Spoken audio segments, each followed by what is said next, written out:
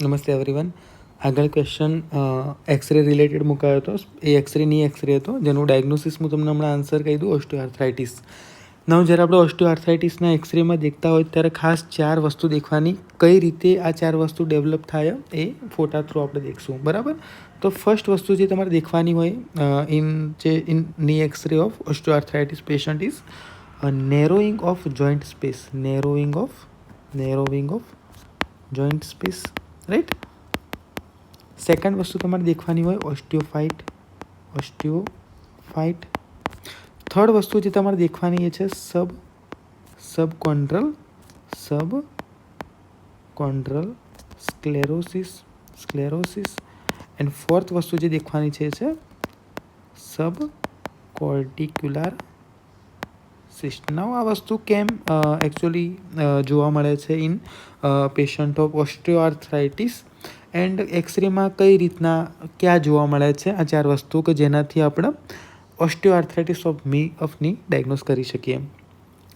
So firstly osteoarthritis is degenerative disease specially occur in heavyweight patient or patient have previous injury to the joint, right, or other some cause. સો આ બધા કોઝના કારણે થશે શું? Develop oxidative stress, right. And this oxidative stress damage the cartilage tissue, right. So normal joint છે, બરાબર.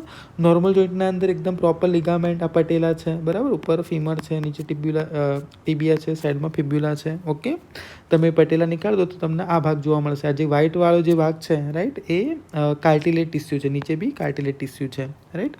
Cartilage ટિશ્યુના કારણે થશે શું? જે એક બોન છે એ બીજા બોન હારે વિધાઉટ એની ફ્રિક્શન મૂવમેન્ટ થશે. Without any friction freely movement થશે બિકોઝ ઓફ ધીસ કાર્ટિલેજ.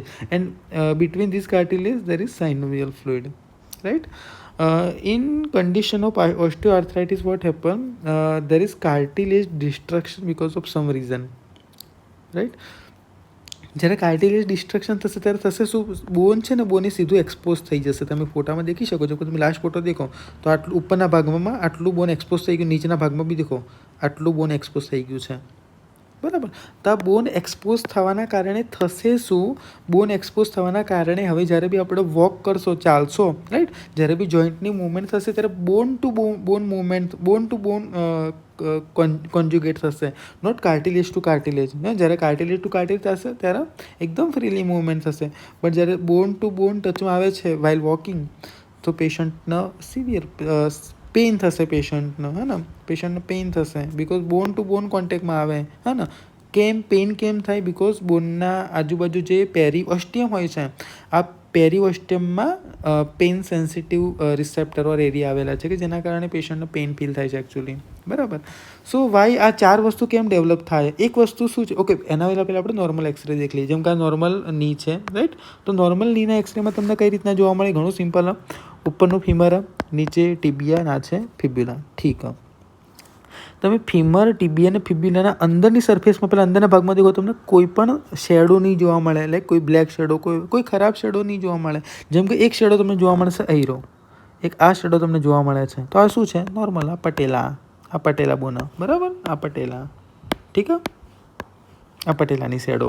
તો આ એક વસ્તુ તમને એક આ શેડો જોવા મળશે, રાઈટ. બીજી તમને કોઈ શેડો નહીં જોવા મળે.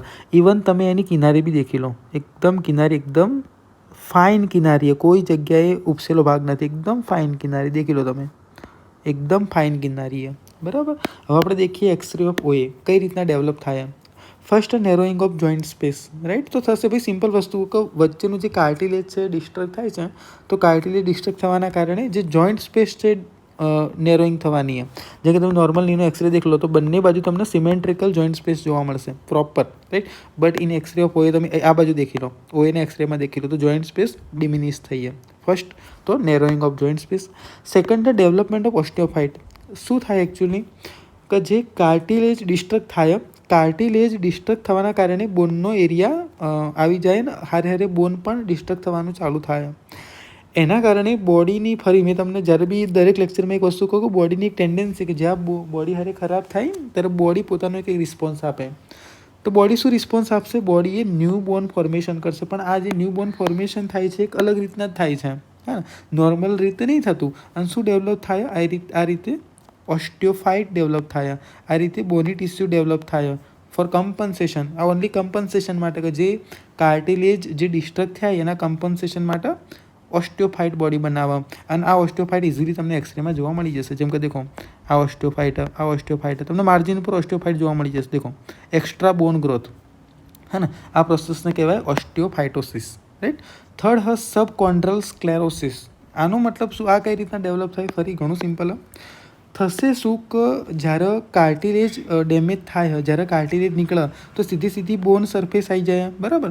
હવે બોન આ વસ્તુ માટે બોન શું કરે કે બોન જે ટચનું જે બોન હોય કે જે એકચ્યુઅલી આ ઉપરના બોનથી અડીને જે નીચેનું બોન છે એમાં શું ફરક આવે? બિકોઝ ઉપરનું જે બોન છે નીચેના બોન હારે કન્ટિન્યુ ઘસાય છે, કન્ટિન્યુ ફ્રિક્શન થાય છે. ફ્રિક્શન થવાના કારણે નીચેના બોનના અંદર પેન જે સેન્સિટિવ એરિયા એ ઘણા બધા સેન્સિટિવ થઈ જાય એમ. તો થશે શું?